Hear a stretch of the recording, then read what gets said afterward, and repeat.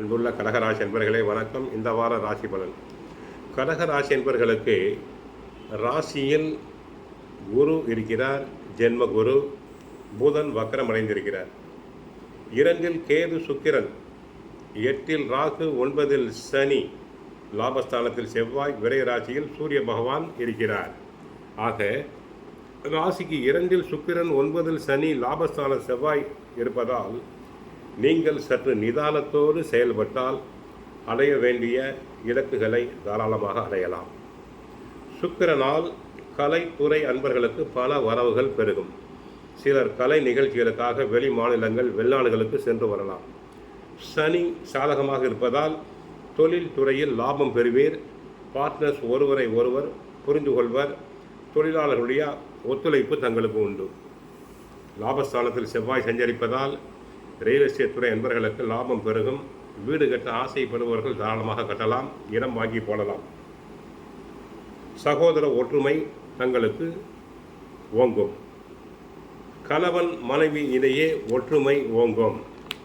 தொழில் வியாபாரத்தில் முன்னேற்றத்தை அடையக்கூடிய வாய்ப்புகள் தங்களுக்கு உண்டு.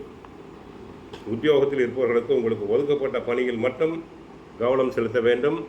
பிறர் விஷயத்தில் தலையிடுதல் கூடாது. வீண் பலிகள் வரலாம்.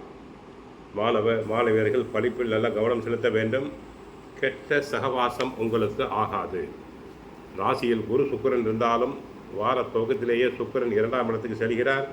சுகாதிபதி தனஸ்தானத்துக்கு செல்வதால் சுகங்கள் ஓங்கும்.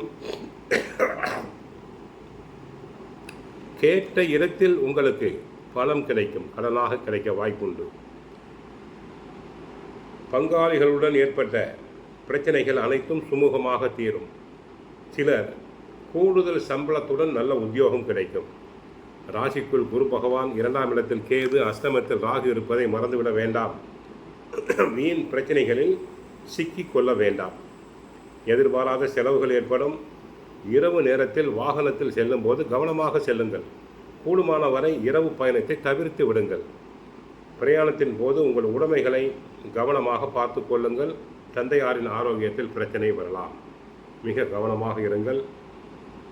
கோயிலுக்கு சென்றால் கிருஷ்ண பரமாத்மாவை வழிபடுங்கள். தினமும் சுந்தரகாண்டம், பகவத்கீதை படியுங்கள். நன்மை கிடைக்கும். வாழ்க வளமுடன். மங்களம் உண்டாகட்டும். ஹரே கிருஷ்ணா, ஹரே கிருஷ்ணா.